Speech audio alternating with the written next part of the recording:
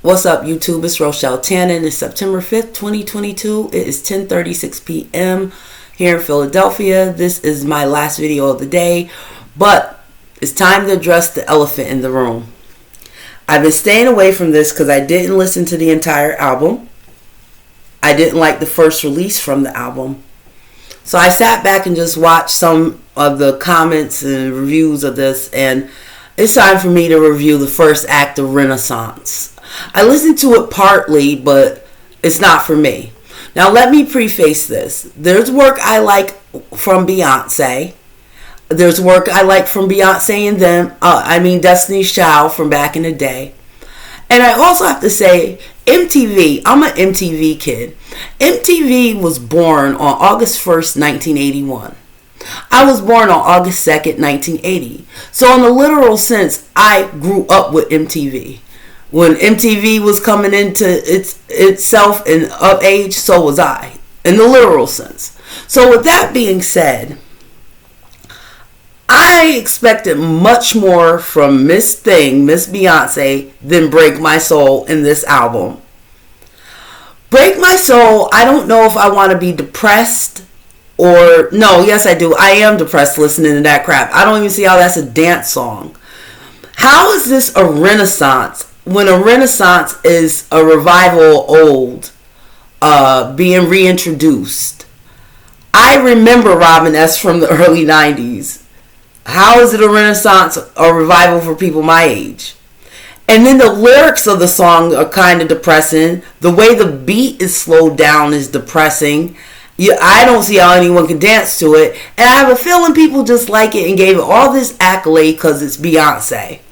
Now, courtesy of a lot of TikTok videos and YouTube shorts, there was this great song I kept hearing in the background of shorts. Don't you think like that? I will love you endlessly. So much so, I had to find out who did this. And the guy's name, I hope I pronounced this right.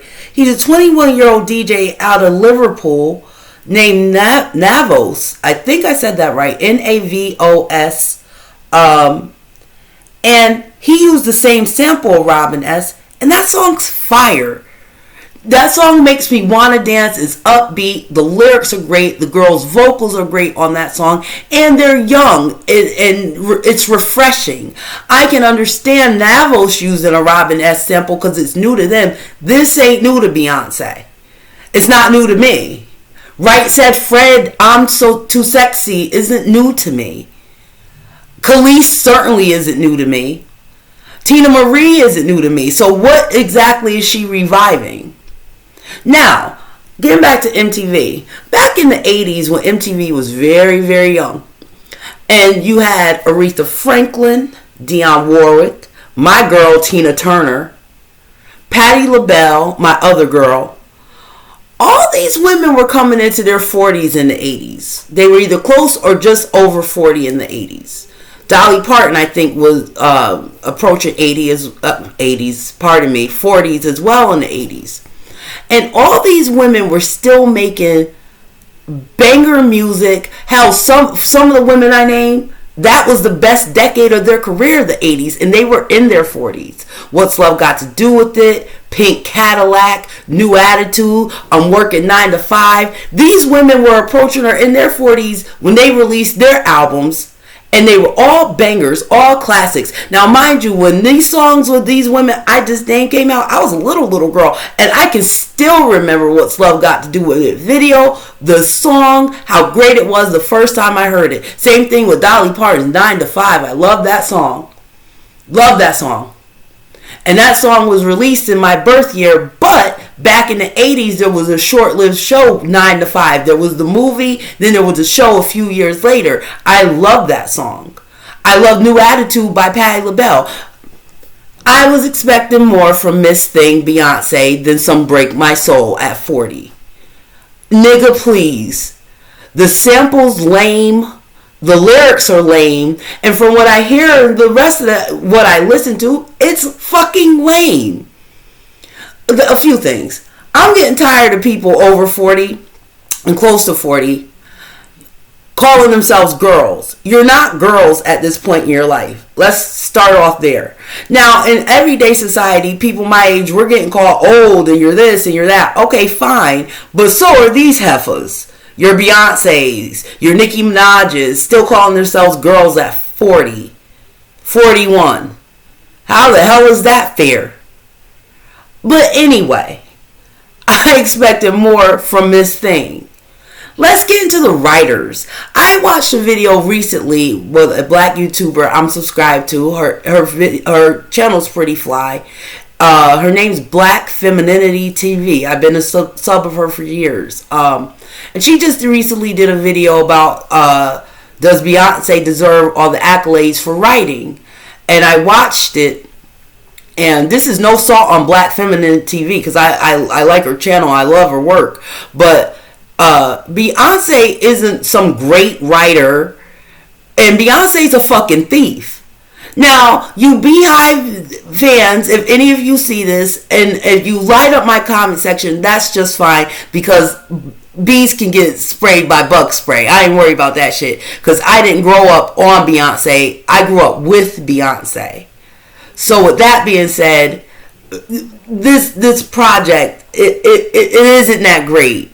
And I'm not going to say it's that great just because it's Beyonce. She's not a girl.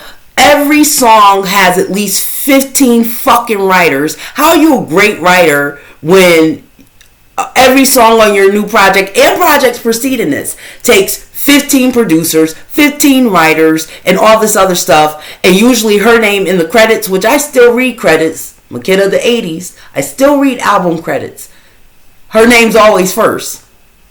Sampling Tina Marie's Ooh La La La, that isn't, you're not falling in love with Beyonce's writing or her production. You're falling in love with Tina Marie's Ooh La La. And Tina Marie, who's been dead several years now, has a writing credit on her album. How is she some great writer? Beyonce's been stealing shit since Survivor.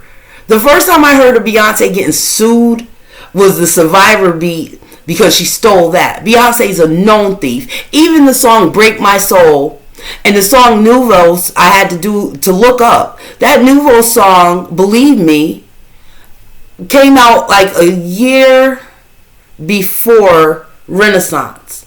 That song didn't reach number one, and it used the same Robin S. sample, and it's a better song.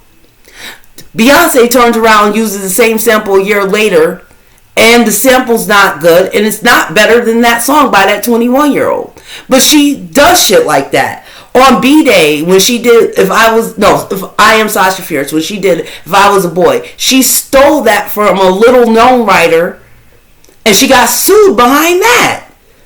It seems like every project she gets sued for one reason or another for stealing someone's creative properties. Or she gets called out on something, like Khalees called her out. Now, granted, Khalees doesn't own Milkshake. If I'm not mistaken, the Neptunes do. But I see where Khalees is coming from. Number one, Khalees Milkshake just came out in the early 2000s. It wasn't all that long ago. How is this a part of a revival? Nigga, the Milkshake was just out in the early 2000s. How are you reviving something that isn't that old yet? See, a lot of people like to act like Beyonce and a lot of these younger entertainers, no matter the work I like or not. This goes for Beyonce, Justin Timberlake, Alicia Keys, all of them. They're good, and in some respects their work is great. However, they're not legends. The people I named earlier in this video, your Dolly Partons, Patti LaBelle's, and all them. Hell, Dolly Parton just got inducted into the Rock and Roll Hall of Fame this year, 2022. You know how long that woman's been putting in work? Last weekend I was in my Bee Gees bag, and my Saturday Night Fever bag, and I was reading about the Bee Gees. It took the Bee Gees almost 40 years to get into the Rock and Roll Hall of Fame. Those guys started the same year my dad was born, if not a couple years before that. 40 years, 1958 to 1997, before they got into the Rock and Roll Hall of Fame. 40 years. Beyonce hasn't even been solo 20 years yet. Beyonce won't be solo till 2023. Dangerously in Love came out in 2003. And even Dangerously in Love. Some of the songs on that album were manufactured twice on 2 albums and shit. All that trickery she does. This album, maybe the second act will be better. But Break My Soul was garbage and only went number 1 because it's Beyonce. Beyonce could have went out and came out with the wackest shit, which she did for her level and her age. And it still would have went number 1. Meanwhile, the lesser known artists, Nevos, their song should have been number 1, but wasn't because they're lesser known. Y'all gotta decipher good music from bad music. Just don't sign on with an artist just because they're well known. That doesn't mean their work is good. And you know all the celebrities gotta kiss her feet, her and her husband's feet. But I'm not a celebrity. I pay Beyonce, so I'll say what I want. Beyonce ain't gave Rochelle no money, but I've given her plenty of money. She's had every album. She's had things I liked, or almost every album, because Dangerously in Love, I used to have a 3-track minimum. When in the days of CDs, you had to at least 3 or 4 good songs for me to buy your entire album. Because artists back in the day, they would have 1 or 2 good cuts. You go buy the whole album, and then you got 16 bad songs and 2 good cuts. So she's always been in that trickery, stealing, and y'all are saying it's so great just because it's her. If a lesser known artist would have put out Break My Soul, I promise it wouldn't have been as big of a deal. And meanwhile, the newer musicians and things, their music's getting overshadowed because of someone like Beyonce. Because them young people, that song, believe me, should have been number 1. That's an excellent song. That's a great song. Great sample. The vocals are great. And I would love to get my jam onto that. And it doesn't depress me. Beyonce talking about she done quit her job, this and that. Beyonce ain't never had no fucking job. She's never had to work a day in her life. She can't relate to you or I. It's all marketing. And for you all that go to bat for Beyonce, she doesn't care about you. She cares about your dollars. Now, again, I'm not taking away from some of the work Beyonce I like. And for the 80s and 90s, she's grand in her own right, but that legend shit, and she's a queen of this and that and the other, no, she's not. And she is a thief. And no, she doesn't write all her own shit. She does not write all of her own shit. Look at the credits of this album. And there's at least six writers on every song. And I'm being very conservative. And at least 4 or 5 freaking producers. And I just think all the accolades is just because it's Beyonce. Had this been Joe Blow from up the street, this album wouldn't have got so much accolades. And my phone's talking by itself, guys. I expected more in her 4th decade, 40th year, 41st year. I put it on my phone just to get a feel for it. Not for me. Hopefully the other artists in their early 40s that are coming into their 40s, I believe Alicia Keys just released an album I gotta take a listen to, is better. And I hope the 2nd and 3rd act is better. And no, it's not great just because Beyonce did it. Y'all gotta stop being followers and think for yourself or not.